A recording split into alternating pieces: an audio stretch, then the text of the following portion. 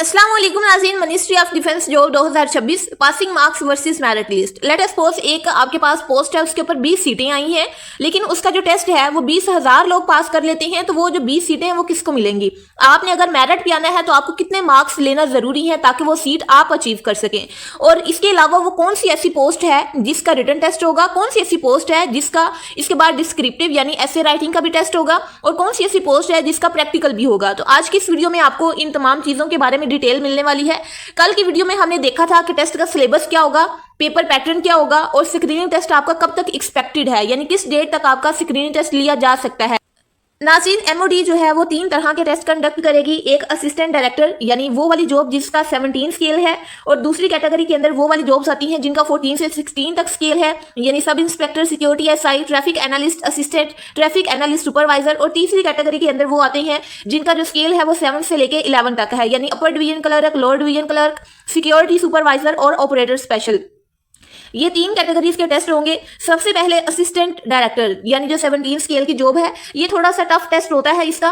सबसे पहले इसके जो टोटल एमसीक्यूज है वो 200 होंगे, टोटल इसके मार्क्स भी 200 होंगे। 2 घंटे का इनको टाइम दिया जाएगा इन एमसीक्यूज को हल करने के लिए, और नेगेटिव जो मार्किंग है वो 0.25 की होगी, यानी अगर आप एक एमसीक्यूज गलत करते हैं तो 0.25 मार्क्स जो है वो आपके डिडक्ट होते हैं। और आपको अगर देखा जाए इस पूरे टाइमिंग को ज़हन में रखते हुए, तो आपको एक क्वेश्चन हल करने के लिए, एक एमसीक्यूज हल करने के लिए 0.6 मिनट का टाइम चाहिए है, यानी 36 सेकंड आपने एक एमसीक्यूज फटाफट से हल करना है। और असिस्टेंट डायरेक्टर के अंदर स्पीड जो है ये मेन की है, यानी अगर आपकी स्पीड है तो ही आप सारे के सारे एमसीक्यूज हल कर पाएंगे, अदरवाइज आपके एमसीक्यूज रह जाएंगे। ये तो मैंने इसका सिर्फ बता दिया कि पेपर पैटर्न क्या होगा, इसके कितने एमसीक्यूज होंगे, कितना टाइम होगा। आगे और भी चीजें हैं, लेकिन पहले हम देख लेते हैं कि जो हमारी सेकंड वाली कैटेगरी है, जो 14 से 16 स्केल तक की जॉब्स हैं, उनका पेपर पैटर्न क्या होगा, कितने एमसीक्यूज होंगे, क्या टाइम वगैरह अलो होगा।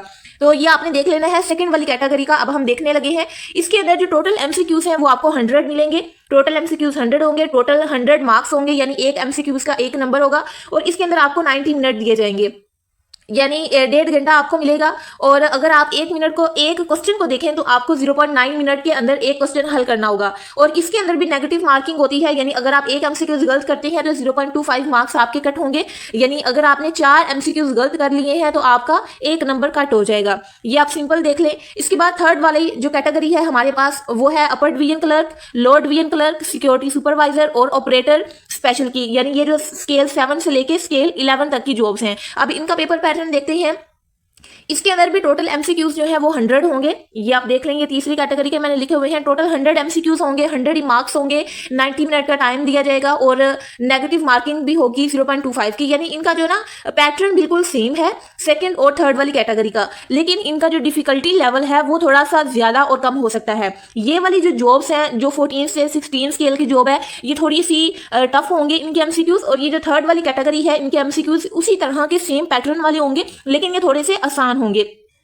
आसान इसलिए होंगे क्योंकि वो हायर स्केल की जॉब्स हैं ये वाली, और ये वाली जो है थोड़ी सी लो स्केल की जॉब्स हैं। ये हमने देख लिया। इसके बाद हमने देखना है कि जो डिस्क्रिप्टिव पेपर है वो किसका होगा, यानी ये जो आप एमसीक्यूज वगैरह कर लेंगे, इसके बाद जो ऐसे राइटिंग वाला पेपर होता है जिसमें आपने लॉन्ग क्वेश्चंस करने होते हैं, वो कौन सी पोस्ट का होगा, तो वो देख लेते हैं। ये आपके पास कुछ पोस्ट के नाम लिखे हुए हैं। असिस्टेंट डायरेक्टर, ये इनका टेस्ट होगा, उसके अंदर इंग्लिश ऐसे आएगा, करंट अफेयर आएगा, इस्लामियात आएगा, ये पाक स्टडी।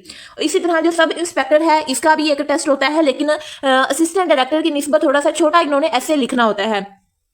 इसी तरह जो सिक्योरिटी सब इंस्पेक्टर है इसका भी डिस्क्रिप्टिव टेस्ट होगा, और जो एनालिस्ट है यानी जो 17 स्केल की जॉब है कॉन्ट्रैक्ट पे, उसका भी होगा पेपर, उसने भी ऐसे लिखना होगा। ये चीजें हमने देख ली। अब हमने देखना इसके बाद नाज़रीन, अब हमने देखना है कि आप कितने मार्क्स लेंगे तो आपको मेरिट पे आ सकते हैं। फर्स्ट ऑफ ऑल जो असिस्टेंट डायरेक्टर है, चूंकि इसके 200 एमसीक्यूज होते हैं, तो आपने कोशिश ये करनी है कि आप 150 एमसीक्यूज जो है वो ठीक करें।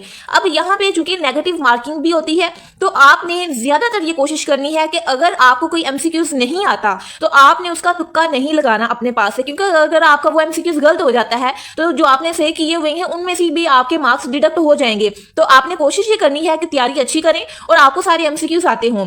तो जो असिस्टेंट डायरेक्टर वाले कैंडिडेट है उन्होंने कोशिश करनी है कि वो 150 प्लस एमसीक्यूज ठीक करने की कोशिश करें अगर वो मेरिट पे आना चाहते हैं, क्योंकि अगर सीटें कम हैं, कैंडिडेट ज्यादा हैं, तो जाहिर है मेरिट भी हाई होगा, और ज्यादा लोग इसके टेस्ट को पास करेंगे। और अगर एक let us suppose assistant director है, उसके लिए 10 सीटें हैं, लेकिन जो कैंडिडेट है वो 10,000 लोगों ने इसका टेस्ट पास कर लिया है, तो जो पैनल है जिन्होंने आपको शॉर्ट लिस्ट करना है वो तकरीबन 200 कैंडिडेट को शॉर्ट लिस्ट करेंगे। तो वो कौन से लोग हैं जो शॉर्ट लिस्ट होंगे? तो वो वही होंगे जिनके मार्क्स ज्यादा होंगे, जो मेरिट पे आएंगे। तो आपने कोशिश करनी है कि एमसीक्यूज को अच्छे से प्रिपेयर कर लें। और अगर आपको सिलेबस का नहीं पता तो इससे पीछे वाली वीडियो, उसका लिंक भी आपको इस वीडियो के डिस्क्रिप्शन में मिल जाएगा। उसके अंदर मैंने बताया है कि असिस्टेंट डायरेक्टर के लिए आपने कौन सी चीजें प्रिपेयर करनी है और सब इंस्पेक्टर के लिए आपने कौन सी चीजें प्रिपेयर करनी है। अब सब इंस्पेक्टर के साथ साथ जो सिक्योरिटी एसआई है, एनालिस्ट है, असिस्टेंट है, ट्रैफिक एनालिस्ट है, उन्होंने भी वो चीजें प्रिपेयर कर लेनी है जो कि सब इंस्पेक्टर के लिए बताई गई हैं। इसके बाद जो सेकंड वाली चीज हमने देखनी है वो ये है कि जो 14 से 16 स्केल की जॉब वाले लोग हैं उन्होंने कितने मार्क्स लेने की कोशिश करनी है, क्योंकि उनके जो एमसीक्यूज हैं वो टोटल 100 होंगे। और 100 अगर एमसीक्यूज आएंगे तो आपने कोशिश ये करनी है कि आप 75 प्लस एमसीक्यूज ठीक करने की कोशिश करें, ताकि आप जो है वो मेरिट पे आ सकें। अगर आप 100 का टारगेट रखेंगे, 100 के तरीके से प्रिपरेशन करेंगे, तब जाके आपके 75 प्लस एमसीक्यूज ठीक होंगे। तो अगर आप वाकई इस जॉब को लेने के लिए सिंसियर हैं तो आई होप सो कि आप अभी से तैयारी इसकी स्टार्ट करके तो अपने एमसीक्यूज को अच्छे से प्रिपेयर कर सकते हैं। और पास्ट पेपर्स को जरूर माइंड में रखिएगा। अगर पास्ट पेपर आप देखेंगे तो आपको आइडिया हो जाएगा कि इसका डिफिकल्टी लेवल क्या होता है, कौन कौन से क्वेश्चंस इसमें आते हैं और किस टाइप के क्वेश्चंस आते हैं। इसके बाद जो थर्ड वाली कैटेगरी है वो है हमारे पास upper division clerk, lower division clerk और सिक्योरिटी सुपरवाइजर और ऑपरेटर स्पेशल की। इसके भी चूंकि 100 एमसीक्यूज होते हैं और 100 एमसीक्यूज होते हैं, आपने कोशिश करनी है कि इसमें भी आप 60 से 70 की रेंज में आ जाए तो आप जो है वो मेरिट के ऊपर आ सकते हैं। तो जितने आप अच्छे मार्क्स लेंगे उतना आपका ज्यादा चांस होगा मेरिट के ऊपर आने का।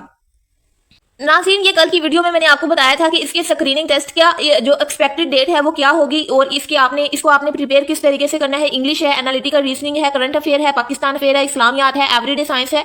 तो आपने इसको किस तरीके से कौन कौन से इसके एरियाज प्रिपेयर करनी है ये मैंने बताया था।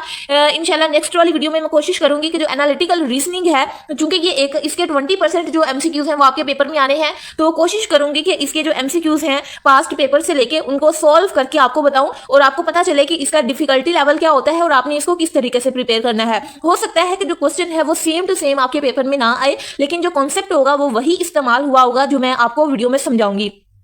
अब ऐसा नहीं है कि मैं वीडियो में आपको कोई भी क्वेश्चन समझाऊंगी, मैं पास्ट पेपर से क्वेश्चन लूंगी और वो आपको बताऊंगी, उनको हल करने का तरीका बताऊंगी। क्योंकि एनालिटिकल रीजनिंग के अंदर पैटर्न सीरीज के भी क्वेश्चन आएंगे, कोडिंग डिकोडिंग के आएंगे, ब्लड रिलेशन के आएंगे, लॉजिक सिनेरियोज के आएंगे। तो इन सब को मिला के आपके 20% एमसीक्यूज आने हैं। यानी एक सिर्फ एनालिटिकल रीजनिंग है ना, तो उसके अंदर भी काफी ज्यादा कैटेगरीज हैं जिनमें से आपके एमसीक्यूज आने हैं। तो कोशिश करूंगी कि नेक्स्ट वाली वीडियो के अंदर एक कैटेगरी एनालिटिकल रीजनिंग में से एक कैटेगरी जो है उसको आपको समझा सकूं। आई होप सो कि ये वीडियो आपके लिए बहुत ही इंफॉर्मेटिव रही होगी।